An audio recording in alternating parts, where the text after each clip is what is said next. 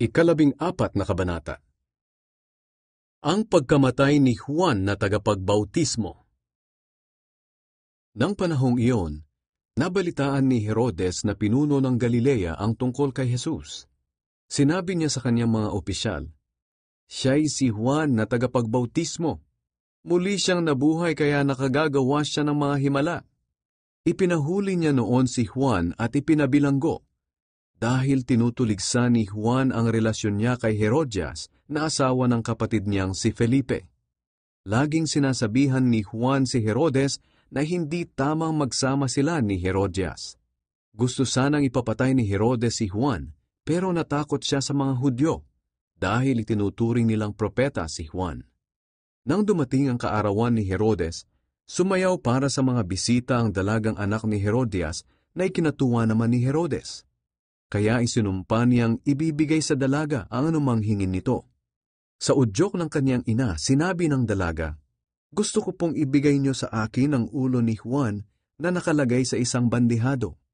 Nalungkot ang hari sa kahilingang iyon. Pero dahil sa pangako niyang narinig mismo ng mga bisita, iniutos niya na gawin ang kahilingan ng dalaga. Kaya pinugutan ng ulo si Juan sa loob ng bilangguan. Inilagay ang ulo niya sa isang bandihado at dinala sa dalaga.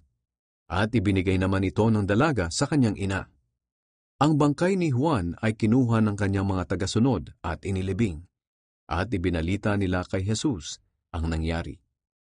Pinakain ni Jesus ang 5,000 tao. Nang mabalitaan iyon ni Jesus, sumakay siya sa isang bangka at pumunta sa isang tahimik na lugar. Nang malaman ng mga tao mula sa iba't ibang bayan na nakaalis na si Jesus, lumakad sila patungo sa lugar na pupuntahan niya. Kaya nang bumaba si Jesus sa bangka, nakita niya ang napakaraming tao. Naawa siya sa kanila at pinagaling niya ang mga may sakit sa kanila. Nang gumagabi na, lumapit kay Jesus ang mga tagasunod niya at sinabi, "Nasa ilang na lugar po tayo at dumidilim na. Paalisin niyo na po ang mga tao para makapunta sila sa mga nayon at nang makabili ng pagkain nila." Pero sinabi ni Jesus sa kanila, "Hindi na nila kailangang umalis. Kayo ang magpakain sa kanila."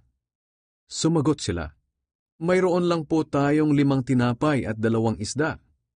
Dalhin ninyo ang mga ito sa akin," ang sabi ni Jesus.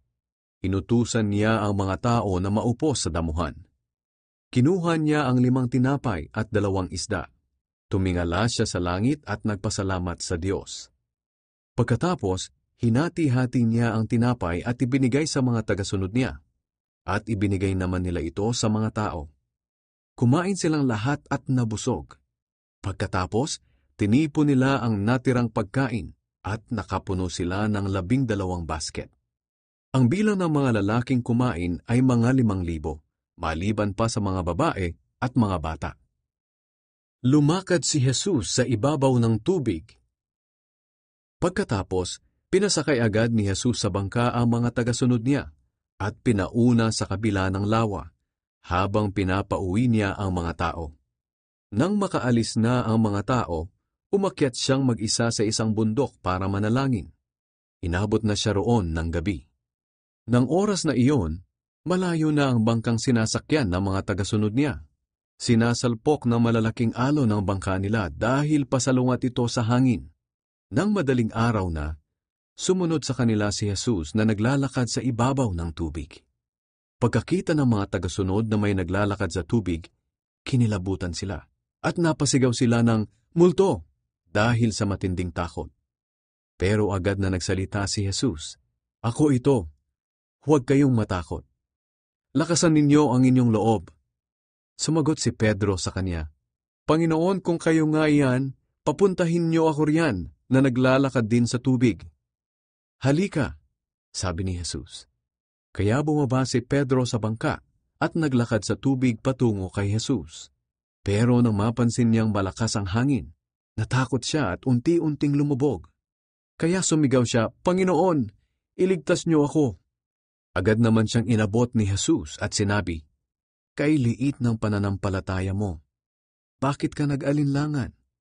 Pagkasakay nilang dalawa sa bangka, biglang tumigil ang malakas na hangin, at sinambas siya ng mga nasa bangka at sinabi, Talagang kayo nga po ang anak ng Diyos. Pinagaling ni Jesus ang mga may sakit sa Genesaret. Nang makatawid sila ng lawa, dumaong sila sa bayan ng Genesaret. Nakilala ng mga taga roon si Jesus at ipinamalita nila sa mga karatig lugar na naroon siya. Kaya dinala ng mga tao kay Jesus ang mga may sakit sa kanila. Nakiusap sila kay Jesus na kung maaari ay pahipuin niya ang mga may sakit kahit man lang sa laylayan ng kanyang damit. At ang lahat ng nakahipo ay gumaling.